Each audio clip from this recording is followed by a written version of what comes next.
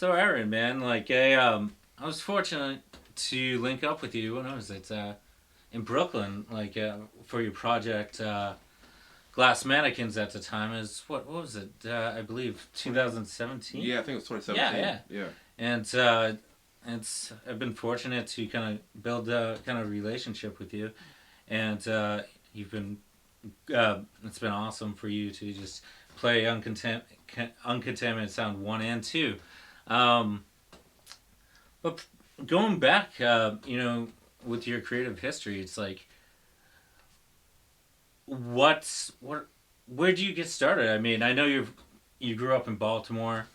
You went to college in Baltimore, and Yeah. was that always your goal, like to pursue music and a musical career, I guess, or Yeah, I mean, so arts or like music was always kind of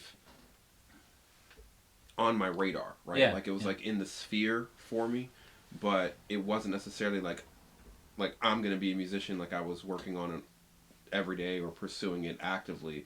That didn't really start until I would say I was a senior in high school. mm, Was when I kind of was like, okay, I'm gonna do music. Like cool, that's gonna be my thing. yeah, Before growing up in church, it was more like I would do I sang in the choir, or I was doing Christmas plays or Easter plays, and just kind of the general things that you do just growing up. Also in school, high school, I sang on the high school choir. And my dad played piano, and my mother used to sing.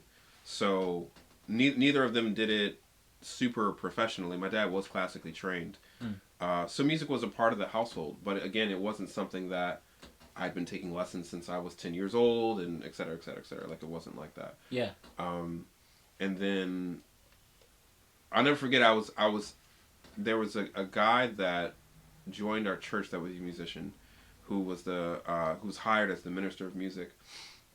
And I had just kind of started taking a more serious interest in doing music, and he kind of took me under his wing. He was like, "Oh yeah, like this is gonna be great. Like I'm gonna teach you piano and I'm gonna teach you music, mm, and things." I was like, "Awesome." And then within a few months of that, he got sick. He got pneumonia, yeah, and he died like oh in the no, hospital just like a couple weeks. yeah, yeah, After being diagnosed, and it was really it was kind of rough because I was like just starting down this path, and I was super excited about it. So he it was at his funeral where he had gone to Morgan State University, which is the college I ended up going to. yeah, It was at his funeral. They had just like a select few people from the choir there come and sing at his funeral. mm, And there was just a moment during the service where everyone was just kind of really just like feeling feeling the spirit, like feeling this moment. Um and I felt really, I don't know, like I was a part of the moment, but I was also like observing it at the yeah, same time. Like it was kind of a weird thing. yeah, And it hit me in such a way that was like, this is what I want to do. yeah, Like I want to be creating these moments. I want to be a part of these moments. And literally, like ever since that day, it was like, okay, like that was the seminal moment for me. That like ever since then, I've been doing music every single day. oh wow, And that's what led me to going to Morgan, yeah, and being a music major there. And I was super petrified.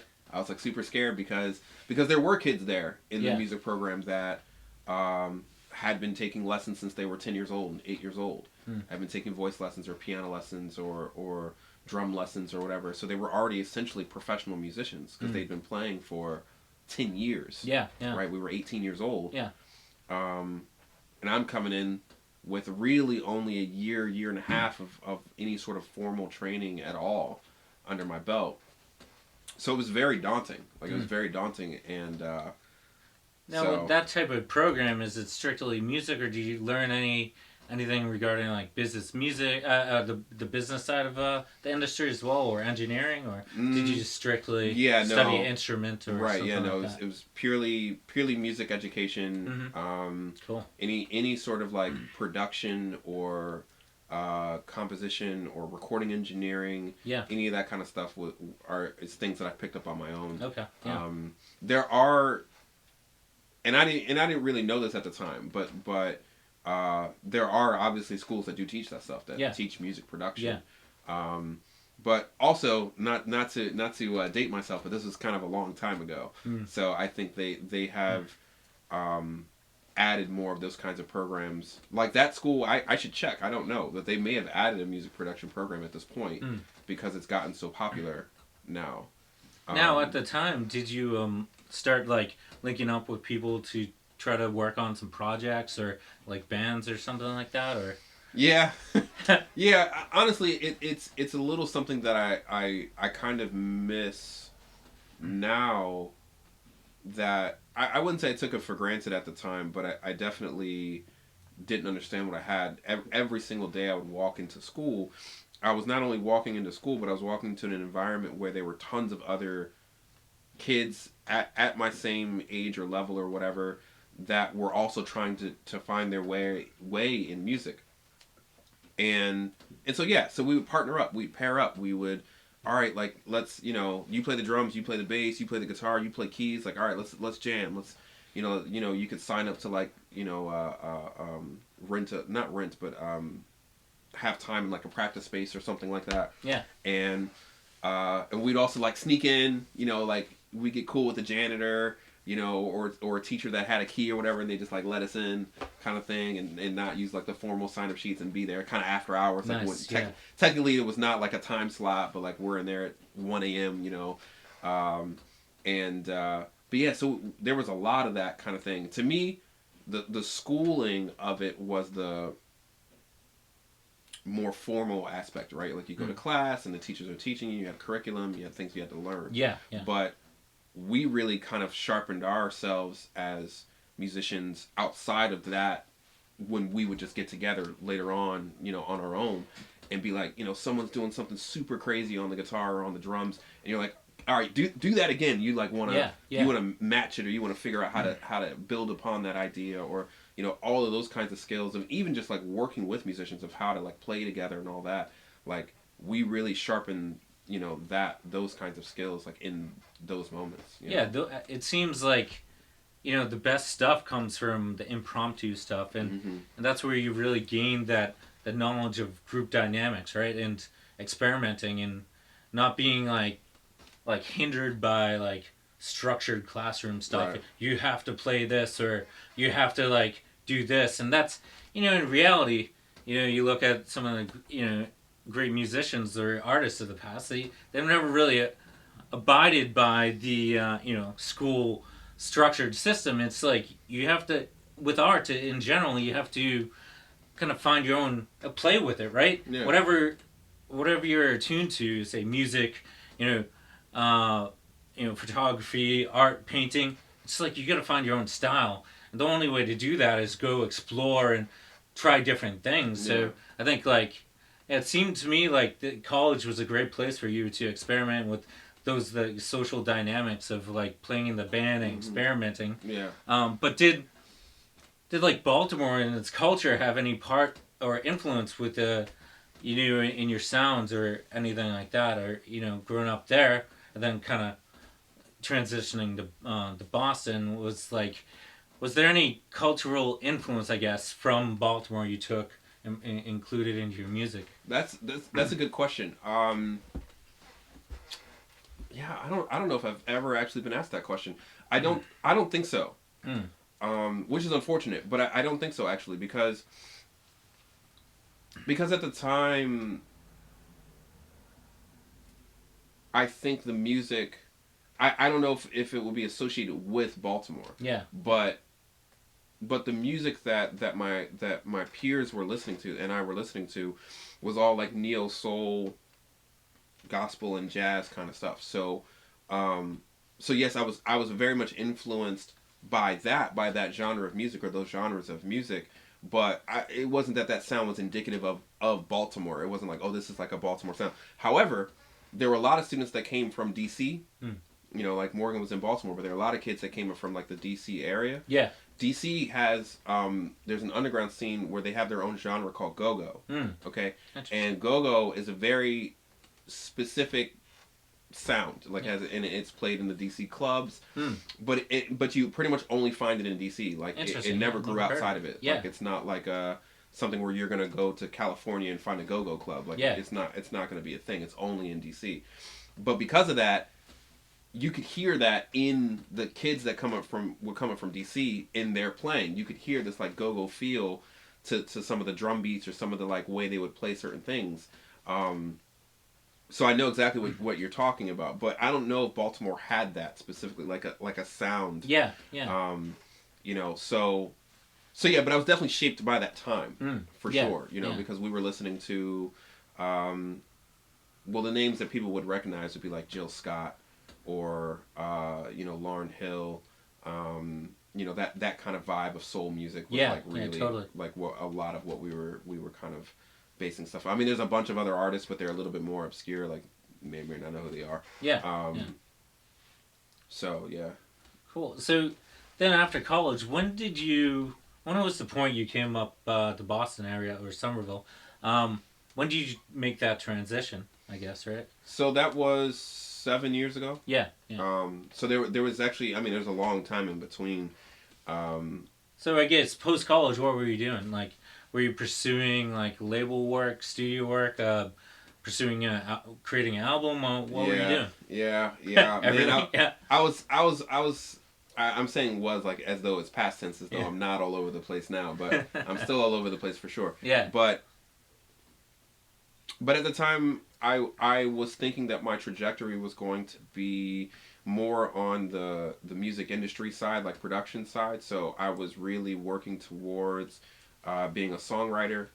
And again, like I kind of started to get into production a little bit. You know, after college, I the first kind of time I started trying to make my own tracks or beats was I had a keyboard that had like a workstation sequencer in it.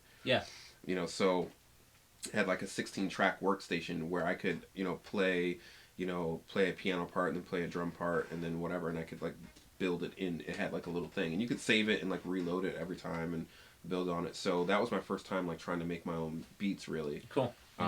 Was in that thing, and honestly, between that and using just like real instruments, like, you know, playing guitar and drums and bass and things, that's how I did it for, I would say, almost a decade. You know, like I didn't touch a computer program really until I moved to Boston. I would say that was the biggest change of moving up here. And a part of that was just space, because I was still living at home when I was in Baltimore, and so I had the entire basement of our single family home. So I had room for a real piano, like a full piano, and a drum set and an organ, and, you know what I'm saying, like amps and guitars. Like I had room for all of that stuff. So that's what I used. Now, obviously, we're sitting in a upstairs apartment. You know, like we can't have a full drum set and an organ in here. Like that's not going to work. Plus, how are you going to get an organ up the flight of stairs? Oh, hell no. Like, you know what I'm saying? It's not going to happen. So I had to kind of shift the way I was approaching kind of doing things, and obviously like using Logic or Ableton or any of those kinds of programs was industry standard. I just was like kind of a purist for a long time, and I was like, I'm not going to be a computer musician. Like I didn't want to like, be that dude or whatever. Totally. But here I am, like a few years later, like computer musicianing it up. You know, like I love Ableton, and I use, you know, Logic Pro and stuff all the time for pretty much everything that I do now. Now, what drove you to Boston? I guess, like, I think, you know, in logical sense to people, it would be like, oh, maybe New York. You know, I'm sure New York has passed your mind at the time. But what brought you to the Boston area? You know? So I applied to go to Berkeley. Kind of like years ago. I did not get in, which is pretty funny because I meet so many people up here that have gone to Berkeley. And a lot of people, I get asked it very, very, very often, like, "Oh, did you go to Berkeley? Do you go to Berkeley? Did you go to Berkeley?" And like, they didn't let me in. They didn't let me into Berkeley. And people go like, "Really?" I'm like, "Mm-hmm, they didn't let me." So it's so funny that it's such a thing. Like if you're like pretty good at music up here, people are like, oh, did you go to Berkeley? Like you seem like one of those Berkeley kids. Yeah. I'm like, oh, I'm flattered, but no, they didn't let me in. So Boston was on my radar for sure. Yeah. But it wasn't until my like girlfriend at the time got a job up here. Yeah. And she was like, hey, like I'm gonna move up to Boston. Do you wanna move up? Yeah. And I was like, yeah, let's do that. So yeah, and so I mean, and now we're married, but it's like, but that was kind of the major thing that in terms of made it just as opposed to something that I kind of thought about to something like, all right, I guess this is like really happening right now. Yeah. So now you have the perspective of like the cultural scene in Boston comparatively to say Bmore. What do you find is like the difference? I could imagine, of course, there's different cultures, and from Baltimore to Boston. Like Boston being kind of super white and Mm-hmm. college town, and everybody leaves, and Bmore, more of the has more of a depth in the cultural scene. What do you find, or what have you discovered, I guess, or observed in the difference, like music wise, culture wise, and what do you like or dislike, I guess. But so another big thing is essentially genre of music, like what you're doing musically kind of makes a huge difference. So in Baltimore, I found that when I was in college and just out of college, when I was still playing a lot more like soul, R&B kinds of gigs, I was going to more like lounge bars and things like that, more like cool, calm atmospheres, whatever, where we were playing these gigs. And then a few years later, when I switched to playing like rock music, I found myself going to like the same neighborhoods, but just like around the corner or like 3 blocks down, or you know what I'm saying? Yeah. And it was like a whole other scene of people there at these rock venues, and so to me it was kind of astonishing that it was like essentially just how segregated it was, that it was just kind of like, right, like these scenes don't overlap. They're right in the same neighborhoods, literally 2 or 3 blocks away from each other. These kinds of venues and things would be, but they don't intersect. They don't overlap. Yeah. So I think in Boston has that as well, but I would say racially somewhat, but also literally just genre wise too. Like, the venues that are more known for, like, there's a lot of folk up here. Folk is a big thing. That's true. Yeah. So there are a lot of places that are looking for that kind of music, that style of music. Yeah. But there's subcultures here. There's like a burner subculture and things. So there are people that are into like drum and bass and any of those kinds of like electronic dubstep, down tempo, trance, that kind of stuff. There's like a whole subculture of people that are into that here. It's like the MIT kids like wired into the electro and stuff. Yeah. All kinds of like trippy stuff. Yeah. So there's that too, and because I've been doing electronic music here, I've been privy to that scene, but I've also like sat in with a couple folk bands a few times as well. Cool. Yeah. So I find that like there are some similarities in terms of between Boston and Baltimore, in that way, and I think probably most towns you're going to go to, you're going to find some of that. Yeah. But I definitely feel, at least now I've heard back in Baltimore that it is different now, that there is a much broader, much more vast music scene than when I lived there. Yeah. But definitely up here, when I moved here, I definitely felt that there was a lot more music going on in Boston, just in general.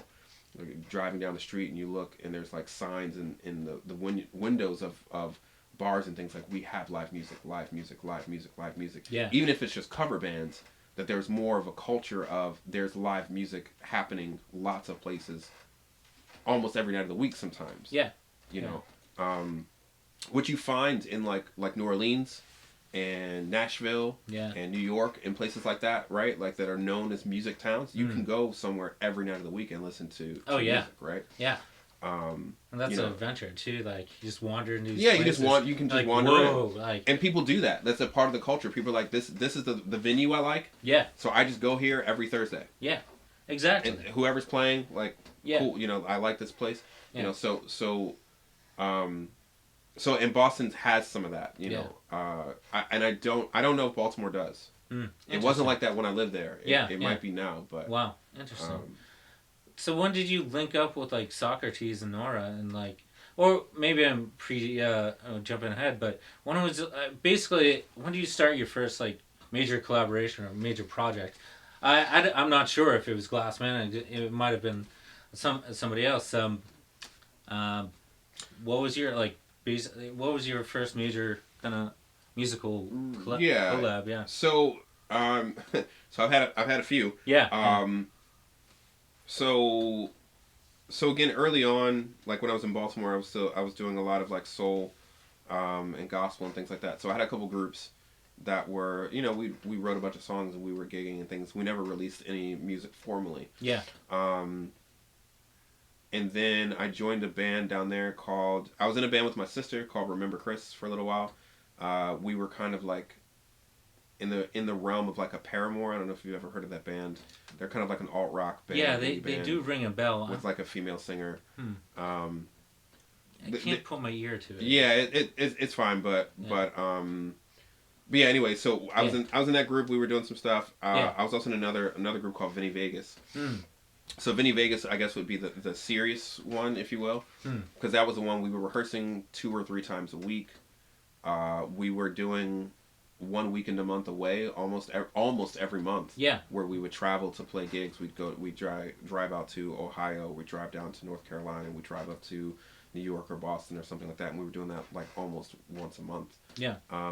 For several years, like we were doing this. Yeah. And so I would say that was the first real serious project that was like, all right, we're rehearsing, we're gigging, we're recording, we're gonna release music, we're gonna tour. Like it was the first project that I did that style of like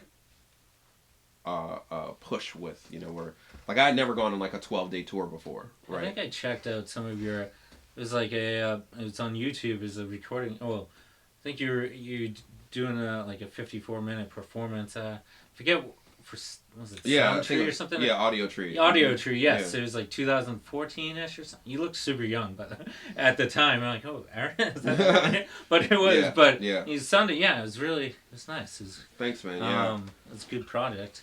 So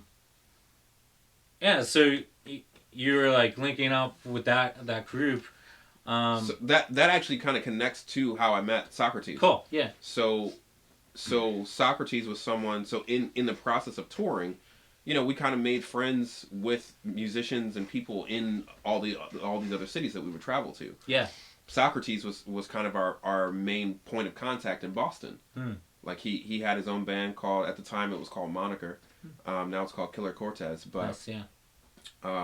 But yeah, when we would come up to Boston, a lot of times we were going to be playing with one of Socrates' projects. He's the kind of guy that he likes to play a ton of music, so he was always in like 3 or 4 bands. So whichever band he was in or was like it worked out schedule wise, we would like play with that band. So when I moved up here, he was literally the first person I called. I'm like, hey man, I moved to Boston. What's up? And he was just like a super cool bro to me. It was just like, all right, yeah, come hang out. Like I'll introduce you to these people and introduce, you know. And pretty much every contact, every friend, every gig that I've done all kind of grew from just hanging out with Socrates for that first couple of months. Yeah. And then I started just being able to kind of build my own, like, rapport. Yeah, you're going to have to have that, like, leeway into a new sub, you're in a new town. You need the doors to open, right? And then you start finding your own way throughout the different, sub paths and all that. But, but that's cool. Yeah, that's awesome. And then when did you kind of guys decide to kind of form Glass? So that actually came about, I would say pretty naturally. Like we, again in the spirit of like Sock was the guy I was closest to. Yeah. I actually had just hit him up at one point and I was like working on a song, and I was like, man, I really need some guitar on this song. And I tried to play guitar myself on it, but I wasn't like completely happy with the stuff I was coming up with. Yeah. And I was like, well, let me get like a guitarist, like someone that's like actually good at this instrument to be on this song. So I hit him up and I was like, hey man, would you be down to just like put some guitar on this track for me? He's like, yeah, sure, no problem. So we went to his practice spot and we got everything set up and went through the song, and I think the first time we more so just like wrote and practiced, then we got together like a couple weeks later to actually like track, to actually record it. Yeah. And it just so happened that we finished the song really quickly. Like he felt pretty comfortable with the part that we'd come up with or that he wrote, and so we recorded within like half an hour. But we'd spent like an hour just setting up. Yeah. So he was kind of like, I mean, you got any other songs? Like we may as well like do some more whatever. And in that time frame, someone hit him up on his phone that was like looking for a gig. There was like a traveling band that was coming through town that was like, hey man, like it was like for like a week later. Yeah. That were like, hey, can you play the show with us? And his group couldn't do it, or either they couldn't do it, or musically wouldn't fit. And he was kind of like, well, this song that we were just doing, or the stuff I've heard you do, fits a little bit more with this guy's music. He was like, do you have more songs? I was like, yeah, I got a rack of songs. Yeah. He was like, do you think you'd have enough where we could like play a set? I was like, yeah, sure. So that's how it started. Cool. Was that like someone, while we were jamming, happened to hit him up for a show. Yeah. And it was like, all right. So we got together pretty much every day the next like 3 or 4 days and went through a bunch of different songs, and we figured out a set, and we played that show under the name Glass Mannequins. We came up with Glass Mannequins throughout that week. Yeah. And so that's how that band came about, and it was like, all right, yeah, let's play some more shows. Let's do it. When did you decide to like link up with Nora with the violin, right? So I love violin. Yeah. I because I also I've spent a lot of time doing classical music, in college and things, and also composing, doing like orchestration and whatnot. So I have a very real love of strings, of cello, of viola, of violin, all those strings. I don't even care which one. I just love them all. So Nora is someone that is a teacher. She teaches a lot. She has a lot of students and things. And she'd asked me to sub for her for a couple of her students, and I was kind of like, essentially I was kind of like being like, hey, like, would you mind coming and just like playing a show with us? I think some violin would be really cool on these tracks. Yeah. So she came out and like learned the songs, and I wasn't necessarily trying to get her to join immediately. I was just trying something out. Yeah. But she liked the music, and I liked having her around.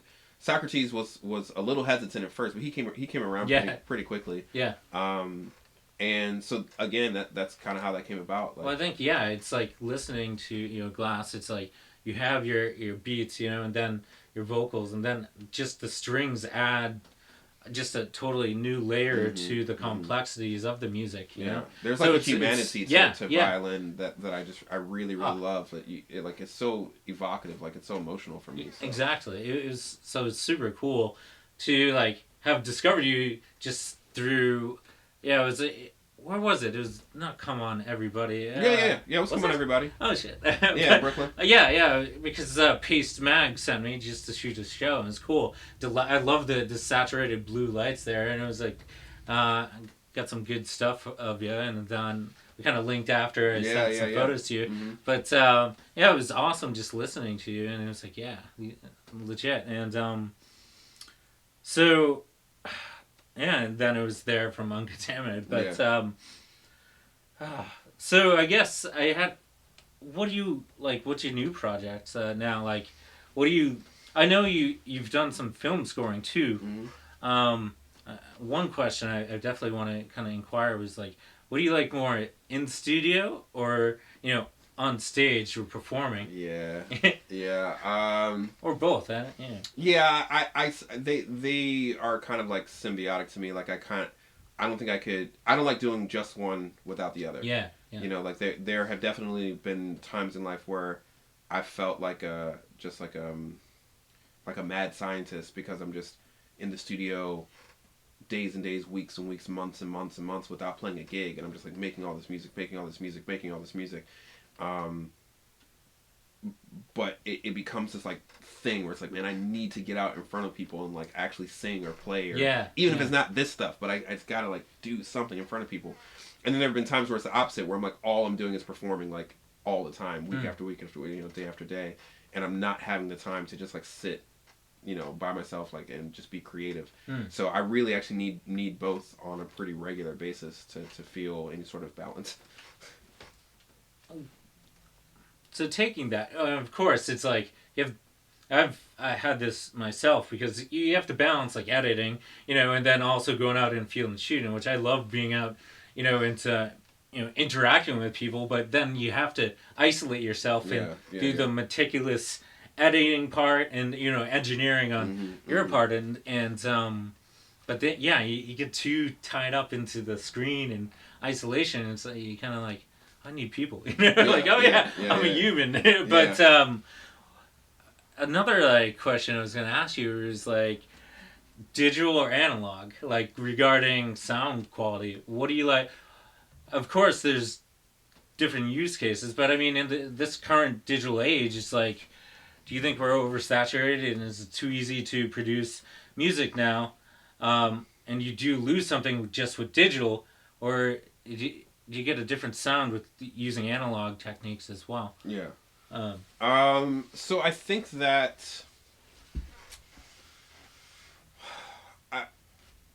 I think there's room for both. I think some of the most creative stuff is when you kind of blend things. Is when you do essentially like the wrong thing, where it's like, all right, this is meant to be electronic, but let's take this digital signal and like run it through analog, like an analog tape machine, or an analog reverb, or something like that, and therefore it's gonna color that electronic or synth or something like that in a way, you know what I'm saying? It'll give it its own personality that it otherwise may not have. So I don't necessarily feel super strongly about like, oh no, like we got to stay digital, or like digital is the future, or no, we must remain analog because I'm a purist and analog is the way, or whatever. Like, I'm kind of like, it's just another form of creativity, how can we use these tools in a way to make cool sounding stuff. Does it sound good or does it not sound good? Like, exactly. That's really what it boils down to. Interesting. Yeah. I really I love analog recordings. Love it. Absolutely love it. It's like film, right? Like watching old movies, right? Like, totally. There's a character to it. However, there's like a crispness and a kind of openness to digital recording as well, that like, I don't know, I like going back and forth, and I like working with dudes that feel more strongly than I do, that like want to be more digital or want to be more analog, because I find that then those songs or those projects kind of take on a little bit more of one of those two characteristics or something like that. But if I'm still also coming with my own creativity, like it just, it just leaves room for both. So. Yeah, totally. And that once again just adds to, the complexities of the music too. You have that kind of analog sound to the digital, and it's like, oh, that's unique. You can hear that maybe a pop or something. So that's cool. Yeah, it's I was kind of wondering how you approach that aspect, because there's always debates now, particularly with the fluctuation of technology. In photography and film, it's always like, well, now. Do we go all mirrorless, or do you shoot with film too? I love film, but it's like I can never like shoot a performance with film now. It's so slow. I mean, I would use the kind of DSLRs, but so that's like it seems there's a debate in any industry. It seems digital, analog, but like yourself, it's like you got to find a happy medium and create something unique with both. Right. It's like you don't want to lose just analog because it's so cool.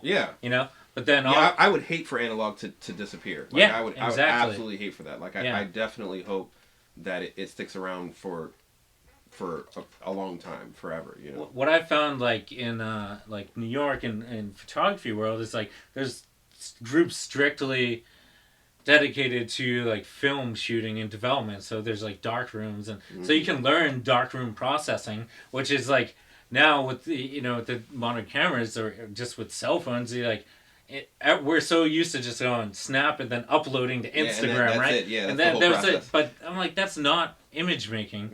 That's just snapping a photo. Yes, we can all do that, but there's more to great photography, and there's technicalities, you have to craft the image. You're making it. You're not just randomly snapping away. You have composition. You have lights, or you have to understand light, lighting techniques, and then like I still haven't even got to like learning.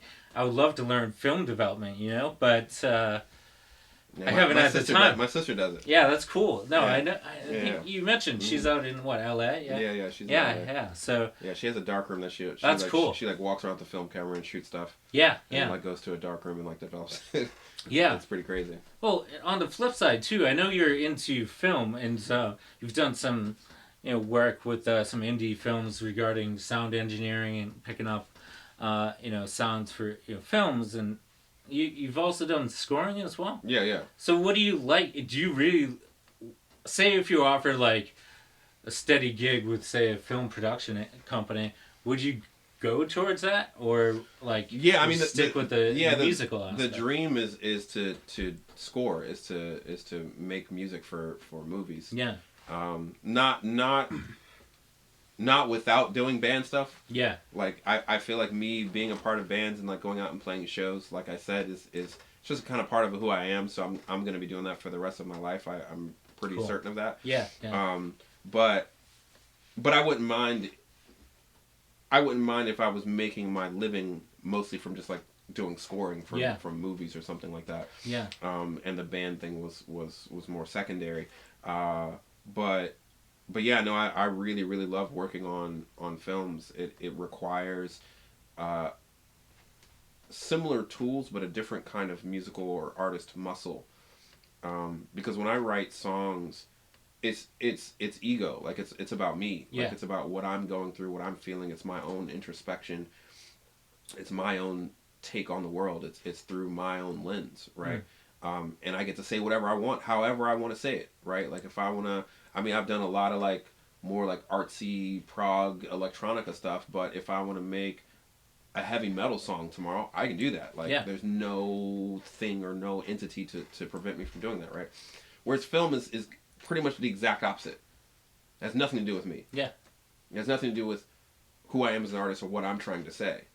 It has everything to do with what is right for this moment. Yeah. What is right for the mood for this character? What is this character going through? Yeah. What kind of sounds or what kind of melody or what kind of things kind of support this moment? And it requires just a completely different muscle, right? Where I have to go from essentially being totally self-involved to being like totally empathetic, right? I have to like essentially turn all of my stuff outward and be just looking at what's in front of me and like working with the directors to understand their vision, of this is what this moment is supposed to be. Yeah, it was actually you really just touched upon a point I was going to ask. It was just really process-wise, what's the difference, and I think that was a clear answer on that difference regarding, creating your own music, comparatively to the film projects, where you're really telling a story, but the music's just an additional element to the entire project, So and good directors kind of know that like the music is essentially its own character in the movie. Yeah. Right? Like, which is why when you get the more obvious examples are always like Star Wars and Indiana Jones, like John Williams' type scores, when there's such a huge part of it, dun dun da da da da da, like you can sing them, right? So they become a character in the movie, even if they're not the huge fanfares that he would kind of compose. It's still a character, like it's still telling the audience a lot of times like what they're supposed to be feeling. That's true. Music could build up suspense, Oh yeah. That's actually I really love those scores where it's like dee, dee, dee, or like Psycho, it's like dee, dee, dee, yeah. That's amazing, it's awesome, So you're right. It's like sound is its own character in a movie, and it has that important. It's really important to the storytelling, because without it, it's like if you just look at the scene, you could just be, what the hell? What's going on? What's going on? Yeah. But music adds a different level of understanding to the viewers, right? And so it's like, it's interesting, common language, I guess, for us humans is our ability, to connect through music as a language, and that's actually, kind of what I've been kind of discovering through this process of talking to artists and through Uncontaminated Sound, following musicians, Yeah. to comedians, to fine artists now and entertainers, it's this common language that no matter what political views we hold, we can put that aside generally, and just, you don't know who's in a crowd, but we're all digging music, or we're digging this entertainment, or we love this piece of art. It doesn't have to, politics has nothing to do with that. We're all here to, say, listen to Glass, or, see a film. Obviously some can be certainly skewed political films or political messages, but in general, I find that people just love, heal from music, heal from art, heal from film in ways that, other aspects of life can't. Yeah. And I find that it's interesting. I don't know if you've ever thought about that. In that Oh yeah, type of, yeah. No, like, I mean, definitely, art being a universal language is so vital. It's so important. Recently, I've had the opportunity to go on like a tour in Italy, and we went last year, and we're going back actually next month, and we're playing like small towns and things like outside of like Rome and Naples and like the big cities. So the big cities have more like tourism, and they have people visiting, they have industry. Yeah. So there are more people there that speak English because you get business people coming through, you get tourists coming through. So a lot of people in the world speak at least a little bit of English. So in the big cities you find that. In the small towns, however, none of that. Like, we were in towns where people did not speak a word of English. Like, did not speak a word of English. And who is that with, by the way? I forget. So that was with Scott. So the singer of Vinny Vegas. Yeah. So essentially it was like a Vinny Vegas acoustic tour. It was cool. And so we had a very unique opportunity to really experience that. Of, we're going out and playing this music where we're singing in English, and so the audience to some degree has no idea what's being said. They have no idea what we're actually singing about. Yeah. They're just taking in kind of the emotion. Yeah. Like just the vibe, just the energy with which we're doing things. And I mean, people for the most part were receptive. You know, like we had a great time. People were really kind to us. We got fed lots of really good food, for sure. The Italians love to eat. But it was a really unique experience of being like, they really don't understand. Like, they really don't know what we're saying in these songs. So if anything is resonating with them, it's resonating with them just purely on an energy or like kind of spiritual level almost.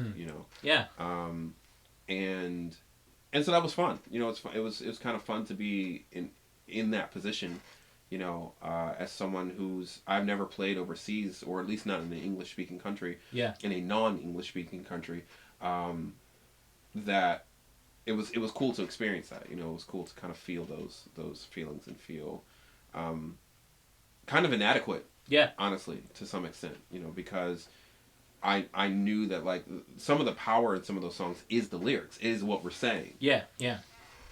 So it did kind of be like, like, is this a good idea? Is it gonna work? Like, I mean, like, if they don't understand, like, does it work or whatever? But it works. Like just people can, no matter if you're overseas, just read emotion. So no matter the lyrics, if you're expressing, you're more expressive on stage, say as a vocalist, or people will pick it up, in the tones and the levels too of the music, and it's interesting. It's just an interesting phenomenon, which is actually unique to humanity, where we're like, creatures that can have empathy for others suffering, and we can tell that suffering through song or storytelling, and it's just fascinating. Then that's why I love art and culture myself.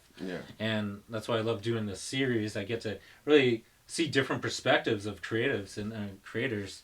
And so, any new projects like coming up?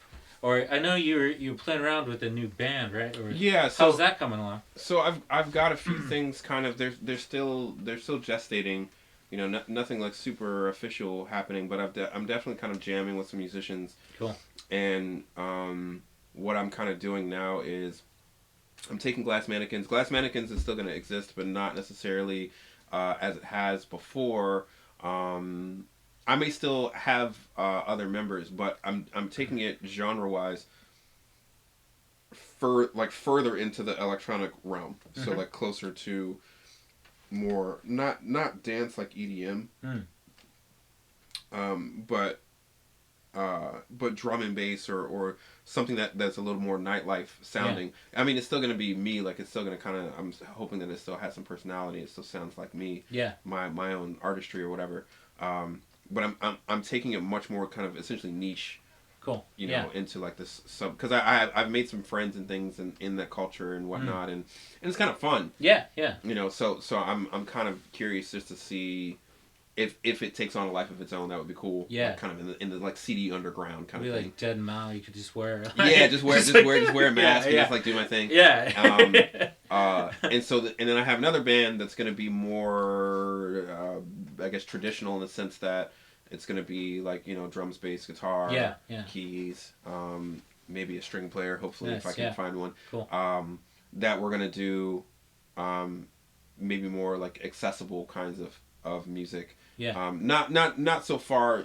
When I say accessible, I don't necessarily mean like pop per se, but just more bandy sounding stuff. It'll probably still have a little bit of synth or a little bit of electronic aspects to it or something like that. Yeah. But yeah, that'll probably be the one that I'm focusing on doing tours with, and like I'm hoping Glass Mannequins. I want to do a more kind of like very focused kind of punch with that, where it's like, well, any collab with Kip, because I know Kip was digging your stuff at we're talking about Kip Berman, but he was digging your stuff at you know, at Uncontaminated Sound too. Yeah. I know you guys kind of linked up a bit after a show, but that'd be cool. It'd be an interesting collab because Kip's just like him and his guitar and going, you know, like a focus. Oh, but I love that kind of stuff. Yeah, I love to like take stuff like that and like make it weird. Like and then some, like, add your beats. Yeah, like add some like lo-fi down tempo, like drums or something underneath that kind That'd of stuff. Super interesting. Like remix this stuff. Yeah. So yeah, I'm like, so that's really what I'm working towards, is kind of taking Glass Mannequins that direction. Nice. And then this this other kind of more full band project.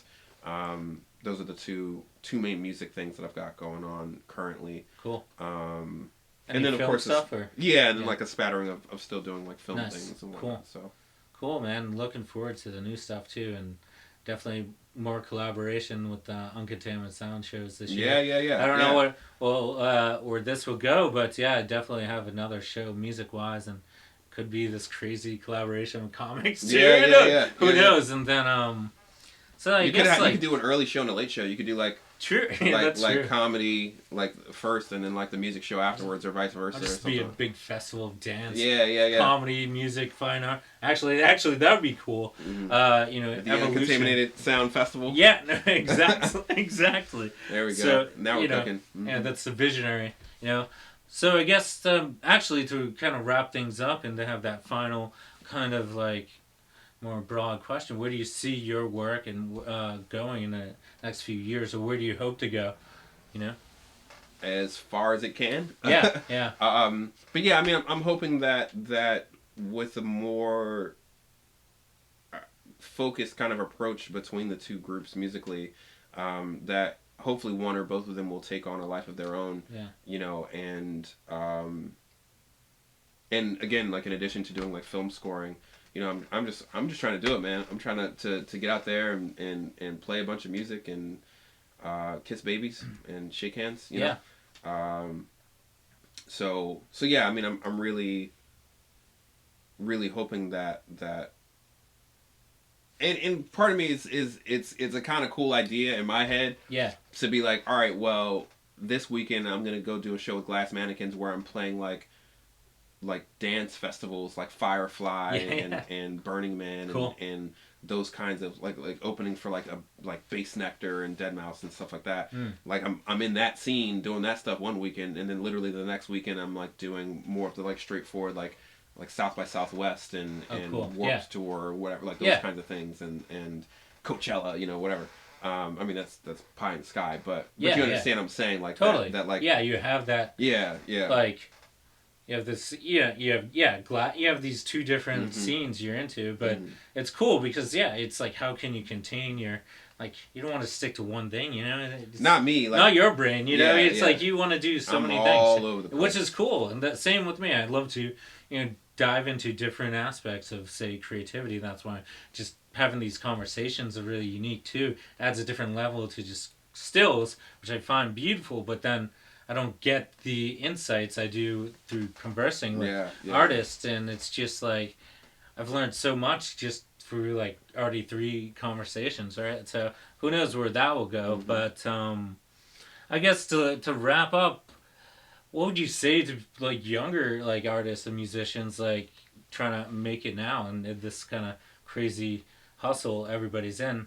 It's like, would you tell them no or like pursue it or not pursue it or Run, you know? run far away. Yeah. No, I would say to it's very important to check your motives. Hmm. It's very important to like make it a habit, make it a part of your routine as you're doing things, to check your motives as to why you're doing what you're doing. Yeah. Because if it's external, it's going to be rough. Yeah. It's going to be rough for you. You know, you have to find your own buy-in. You have to find your own reason to be doing what you're doing. Yeah. Because most likely it's going to be rough at some points. Most likely you're going to be disappointed. Most likely it's not going to be a smooth, easy path. And so, understanding, having a firm kind of rooted foundation as to what drives you, what compels you to do these things, I think, I mean, it has for me at least made all the difference in terms of what I'm doing and why I'm doing it. Cool. You know, Yeah. and I know that a lot of artists that I look up to say you have to do this kind of thing. If you want to do it, it's not going to work for you. Yeah. If It's you like, you have to do it. it's like you can't imagine not doing it. You can't imagine not doing it. You Like, have. it's Yeah. gotta Exactly. It's it. Yeah. It's hard to say, but it's just like you got to wake up and like this is the only thing I want to do. This is what I want to Yeah. do. Exactly. You know? It's not like I want to do this for money. You know, like Mm-hmm. you're really generally not going to make that much money initially, especially initially. But it's like that just it's your soul, right? Yeah. Absolutely. And I would also say, especially for people starting out, don't be afraid to do things for free. Yeah. I know it's bad. I know there's a lot of culture. I know artists get taken advantage of all the time by people being like, oh, you can do this for exposure. Or you can do this for whatever. Trust me, like, I'm a grown man. I got grown man bills. Like, I get it. However, even still now, even as long as I'm doing music, there's still value in doing favors for people. Yeah. Because building up favors and bartering with other, at my level now, I'm doing it with industry professionals. So if someone, a filmmaker calls me and it's like, I really don't have the budget to pay you what I really would like to pay you to score this short film, a 10-minute film or 15-minute film. I'm like, okay, I'll do it. But kind of with the understanding of, I'm going to call you at some point. Like I'm gonna barter. Like I'm gonna need something, kind of in return at some point. Yeah. And I am very happy to oblige that. And so I've been able to build a little bit of a network of people that I have that with, where everyone kind of knows. Like I've done a lot of favors for people. I got a lot of favors out there. Yeah. And so at some point I'm gonna hopefully have some like really kick-ass videos and all sorts of stuff, because I've done a bunch of work for people. Yeah. Now granted, you do have to be discerning. And kind of, you do want to build a rapport with people. You don't want to just be doing this all like kind of willy-nilly, because you just get taken advantage of. Of course, yeah. But in general, like I still think that while you're striving to be professional and being paid for your craft, that like you know, look at a situation, but don't be completely afraid to do things for free every now and then. Yeah. It's not a terrible thing. Kind of in the end, it just relies on building relationships, right? Mm-hmm. And then having a deep passion for what you do. Yeah. And then people will pick up on it. So cool, man. I think we'll Feel wrap good at that. Yeah. Yeah. I hope you enjoyed. We the also combo. lost all the sun. It's pretty much That's almost true. like Yeah, dark that's what I outside. noticed. So So we can wrap. Thanks for the conversation, man. Yeah, no problem. And